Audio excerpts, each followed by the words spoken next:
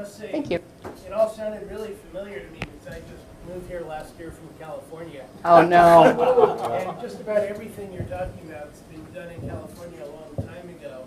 The net result is California's schools are now ranked 49th in the nation. Wow. So their de facto slogan is "Thank God for Mississippi."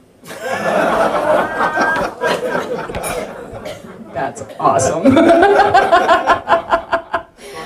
Scary. So what are the education reforms that are there people fighting back to try to fix that, or they just want to throw money at it? They tried to put a school choice initiative on the ballot 20 years ago, and the teachers' unions did exactly what you're advocating, which is they made sure that nobody would sign the petition, wouldn't even get on the ballot.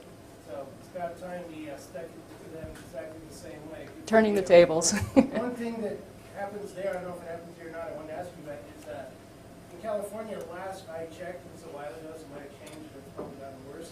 About 40% of the state budget for education went to Sacramento and stayed there. And I wondered if that was the case here. And if it's not the case now, it probably will be if this passes. Stayed there in terms of pensions? It went into a pension fund, or they lost it? Bureaucrats in the state education bureaucracy. The Bureau of Education. It never comes back Okay. to the school districts. That's amazing. Yeah. Do you know, Yeah, what yeah. the proportion might be that when they say it's for the children, how much actually gets into the classroom versus the nepotism and Deadwood and the Bureau and the Board of Education? Chris, repeat the question, would you? Sure. The question was how much is actually making it into the classroom, how much of what they raise Stays in the bureaucracy. stays in the bureaucracy. I don't have an exact figure for that. We've got a wonderful policy analyst at the Independence Institute, if you're familiar with them, at i2i.org. Ben DeGrow is my numbers guy for all of this stuff, and he has a lot of that information. I would guess, based on what I know, I would guess that probably 20 to 30% of this maybe will make it into the classroom. One of the problems that we've got in education is the bloated growth of administration. Student populations have increased over the last 20 years by approximately 150%. Administration has grown by 750%. It's ridiculous. I mean, how many assistant principals do you need? If you ever drive by like Jeffco, the Jeffco School Administration Building, I think is down on 91, 92? 93. Do I hear 94? On 93. It's like right next to there, and you drive by there and you can see all these cars. What do all those people do all day? Not teach. They don't teach. That's exactly right. They're not teaching. What's worse is that there are people whose 100% of their job is union related, and they're being paid by your tax dollars. And getting para. No, there's not enough para. Hold up, bra. So that's, part of the problem is that they have this bloated bureaucracy sitting on top of all this. They have to try to support it. It's not for the kids, it's for the grown-ups. Debbie, yeah. How many signatures do they need? Is that the 80,000? It would be, it's a statewide, it would be a bigger number, yeah. So it's a statewide. And do you know what the membership is in para, both active and retired? The number of people in para? Membership in para. I do not. Because we know those people are going to sign it automatically. Sure. And just as an FYI, that new bill for the voter registration, there is only legally allowed one poll watcher per voting site now. So guess who that poll watcher is going to be? Because they're going to be assigned right out of the box. So You get one poll watcher. you get Per side. one poll watcher per side, right? Inside the site, yes. Right. Inside. You can't be in there, you gotta be outside. If you But want if to it's all watch going to be it. mail-in, there's not going to be any polls, are there? Well, There you go. then it's not gonna be 100% mail-in yet. It's Well, coming, but- and here's the thing about mail-ins is that we also have to watch the mail-in processing, the mail-in ballots. So this isn't, when I ask you to be a poll watcher, it's not a one-day request. It's like a 3-week request. Ballots drop like middle of October, right? Almost a month. Almost a month. So, we need people in there observing the ballots being opened and all that kind of stuff. I am in contact with Marilyn Marks from the citizencenter.org up in Aspen. And we're actually working with the recall elections to make sure that we test this system as well as we can and make sure what's going on. We've got 2 recall elections that are going to happen. I'm sorry, just let me go off on this little tangent here for a second. Indulge me. So we're working with the recall elections to make sure that we're testing that system so that our election, we're praying, will have some integrity when we get to that point. In your effort to defeat this heinous thing, among your informational points might be dollars spent per student versus achievement.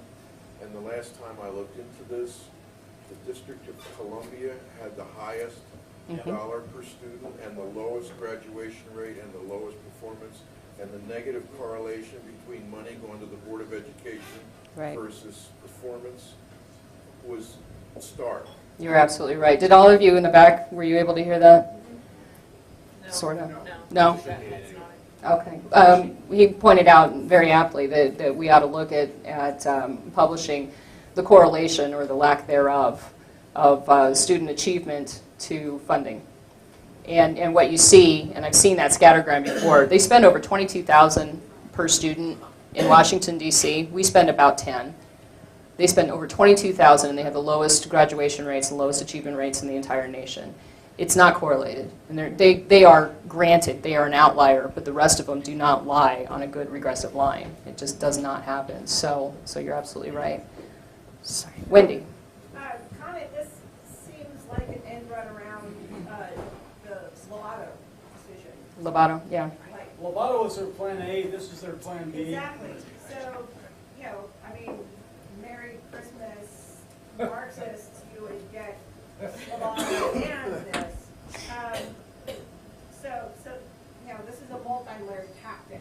It is. Obviously, and it's just going to keep coming. My question is, I don't know if you know this, when was the last time the state wholesale rejected a tax increase? Was it with 2 years ago. Prop 103, 2 years ago, we kicked their butts. So, Regina. Woohoo! so the same approach to get that, outside of voter approval, that same approach may or may not work in this new Colorado climate. It may not. It So, may not. Other than being big mouths, which most of us here have no problem with, what suggestions? You've had experience with getting something like this defeated. What can we do, other than your fine organization, where can we put our money to get this not approved by the voters? Well, I think we are the only official organization going after this right now. So as for other organizations that might have a higher profile, I don't know what would work. Is the Independence Institute partnering with you? Yes, we are working with the Independence Institute. In fact, Regina is on our steering committee and has been providing much wise counsel. I really appreciate that. I was also on the Prop 103 campaign. I wasn't chair, obviously, but I worked on that campaign, and so I'm trying to bring some of that experience forward to this. We are facing a slightly different scenario here, in part. I noticed all the bond issues passed, swimmingly in the last election. True. But that's a local decision. Right. And so that's a lot of what I find egregious about this bill is that they're reducing the local component. They're taking the locality, the local control completely away from the parents and the school boards, and they're saying, no, you don't get a say. You don't get to say how much your budget is. You don't get to say what how much your tax rate should be. Those communities that voted those in, I didn't vote for them, but I understand a little more why locally that would pass. On a state level, I think this is atrocious, and so hopefully, hopefully the voters will agree with us. You got So- one all the way in the back. all the way, oh, sorry. How are you going to counter the inevitable attack that the racist Republicans are trying to deprive the students in the San Luis Valley of an appropriate level of education?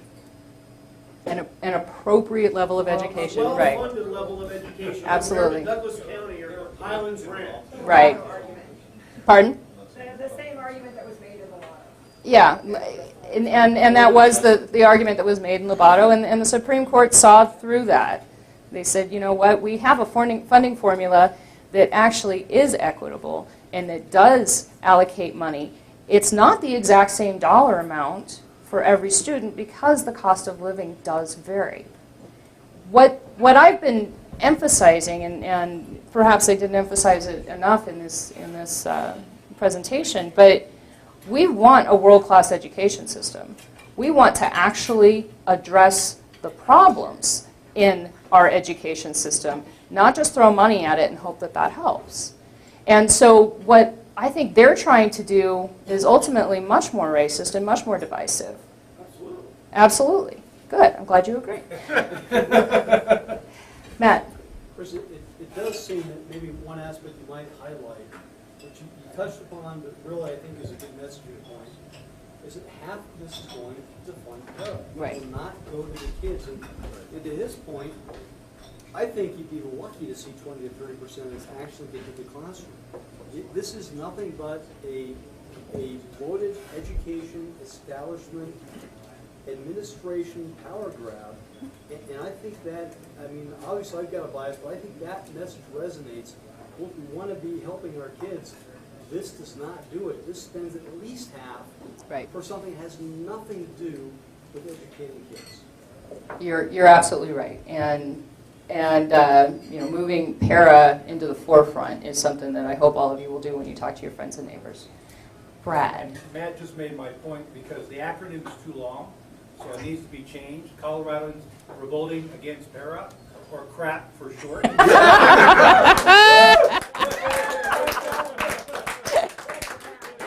I like that. I like that. There's actually a story.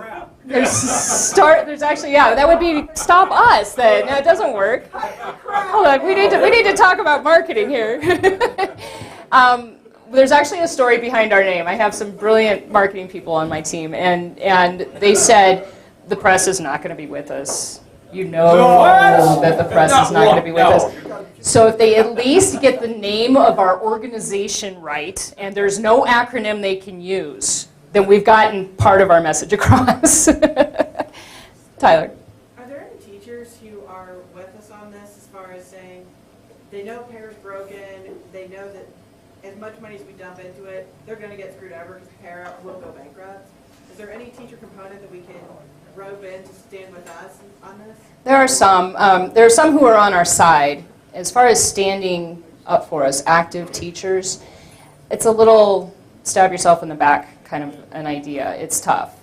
We have Michael Fields, who's a charter school teacher, and he's running for the House, he's declared, who is with us on this, and will be participating in our Speakers Bureau, and we're going to try to give him some spotlight, because it is good to have teachers out there saying, this doesn't work. You know, we can't keep doing this. We're not going to have the money. You know, the teachers who are in PACE, who have opted out or who have tried to opt out of CEA or have joined PACE at least as a and PACE, I'm sorry, is a Professional Association of Certified Educators. Thank you, Colorado Educators.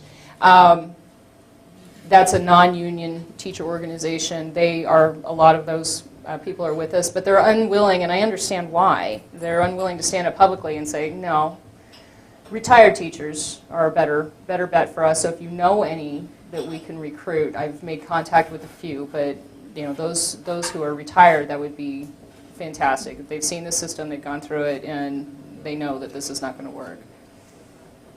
Any other questions? Well, thank you. Oh, Allison. Will you go ahead and post all your information on the Facebook page so that people can find it? I will. Thank you so much for the opportunity to do that. So thank you so much.